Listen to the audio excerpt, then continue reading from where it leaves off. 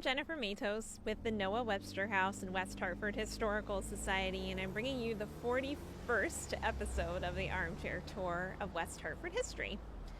This month is February. We are celebrating Black History Month, and I'm continuing to tell stories of Black Americans who helped make the town what it is today. And the person I'm going to be talking about today is named George Augustus Pine. So I'm standing at the corner of North Main Street and Fern Street, and this is actually the northeast corner of Fern is where George A. Pine was born in 1876. So I'm going to tell you a little bit about his family and then why George A. Pine was important in West Hartford history. So George's father actually moved here to West Hartford in the 1870s. His name was James Wallace Pine, and he had a wife named Hannah. Sometimes she was referred to as Augusta, and they were living in Danbury, Connecticut before they moved to West Hartford. James had been born in Connecticut. His parents were originally from New York, and in looking through old church records, it appears that the Pine family moved to West Hartford in 1872, and we know this because there are church records from the First Church of Danbury where the Pine family has asked to be allowed to leave the church and to basically get a letter of recommendation, which they secure, and that letter gains them entrance basically to any other evangelical church of their choice. So we also found in the First Church of West Hartford a record admitting the Pine family on November 10th, 1872. So we know that the Pine family is living here in West Hartford at that time. The Danbury church record states James W. Pine, a colored man, was baptized and admitted to the church in 1853. At that time, he was 12 years old, and he married his wife Hannah around the year 1860. She was 19, he was 15.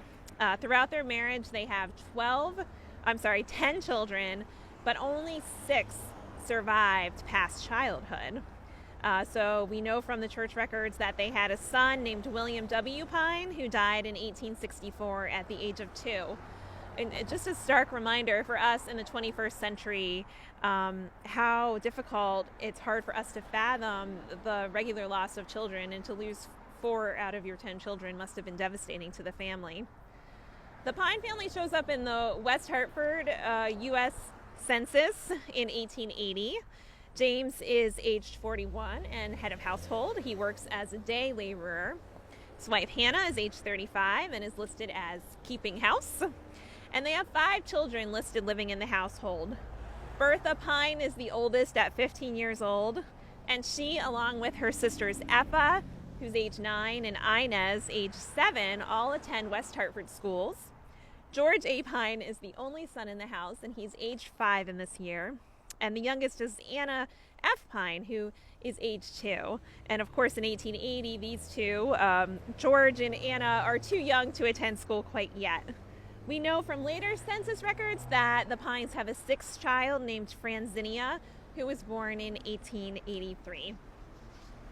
So from various records, we see that James Wallace Pine worked as a laborer and as a farmer. The place where the Pine family is described living here on Fern Street is called a farm.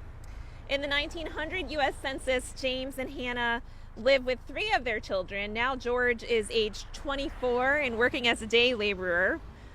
Little Annie is now 22 and working as a servant in an unknown household. And Franzinia is age 17 and still in school, so presumably she would have attended West Hartford High School. It's noted in the census records also that the entire household can read and write. On June 7th, 1907, James W. Pine died in West Hartford at the age of 66. The next census record is from 1910, and the Pine family is listed. Now this time they're listed as spelling their name Pyne. Prior to this, they were listed as Pine. And made it a little tricky to research the family because the spelling kept alternating. But I should note that the Pyne seems to be the kind of lasting spelling. And in fact, George Pine's gravestone is marked with that spelling of his name.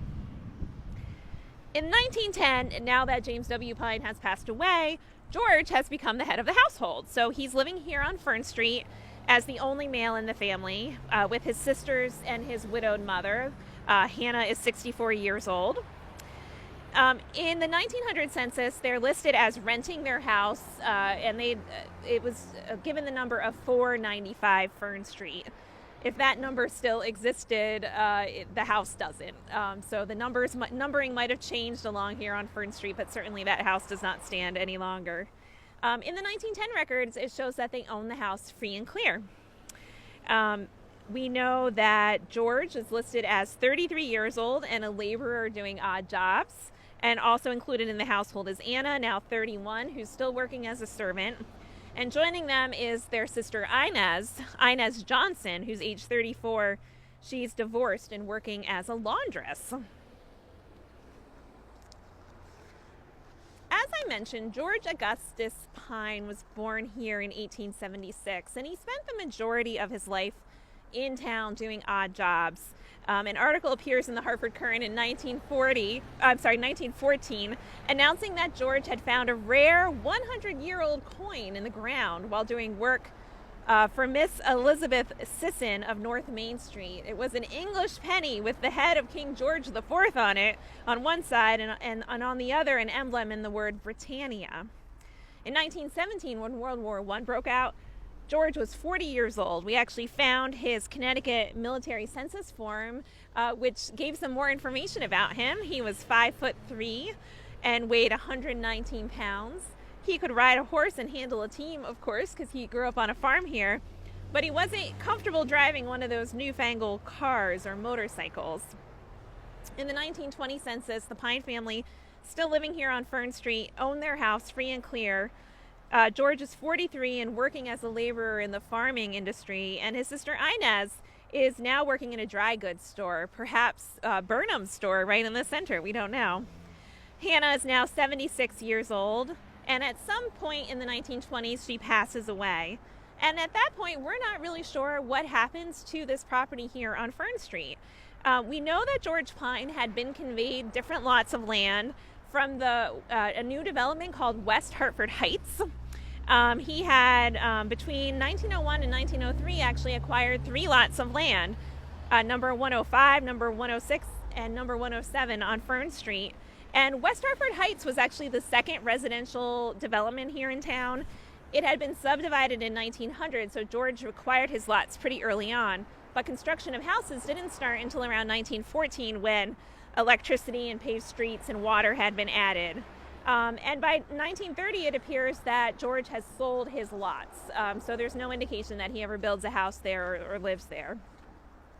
In the 1930s, George starts appearing in other people's households. So he actually takes work as a live-in gardener, working in both Bloomfield and West Hartford. So in the 1940 census, George is listed as a gardener living with the Kelly family at 60 North Main Street. A 1948 newspaper, actually about George Pine getting struck by an automobile. He's working at a house at 35 North Main Street, and they say this, our well-known jack of all trades in West Hartford was struck by an automobile. Luckily, he recovered and was fine. And it was actually a newspaper article from the 1970s that we actually found out about George Pine. So this article was reminiscing about George A. Pine and how he would frequent West Hartford Center and how he was known as the town's handyman. He was described as dignified and pleasant, a man who loved to talk about the weather. He always had a smile on his face and could often be found sitting on a park bench on the town green, until the town manager at the time had the bench taken away, citing the reason for it being that people were sitting on it. So we're not sure if perhaps they specifically did not like George Pine sitting on the bench on the town green. We don't know. After his bench was taken away from him, George began to sit on the steps of the old church that once stood at the corner of Farmington Avenue and North Main Street. That's about where today's Veterans Memorial is. And of course, that building is long gone. And there's just a wonderful picture of George A. Pine sitting on those steps, wearing his nice coat, looking dignified and pleasant, and I will post that along with this video. The article from the 1970s 70s prompted some other memories of George Pine. Lawrence and Carol Howard recalled how George A. Pine had congratulated them on their marriage outside of First Church in 1951. A picture of the moment was saved by the Howards, and it's likely that that's the last image that exists of George A. Pine. He passed away the following year in March and is buried in Fairview Cemetery in his beloved town of West Hartford.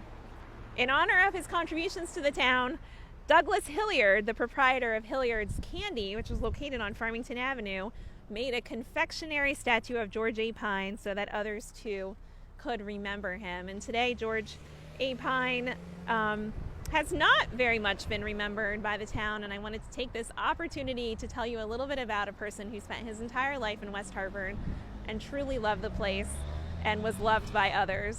So I hope you learned a little bit something new about some of West Hartford's past residents here on the corner of Fern and North Main Street, and we'll see you next week. Thanks.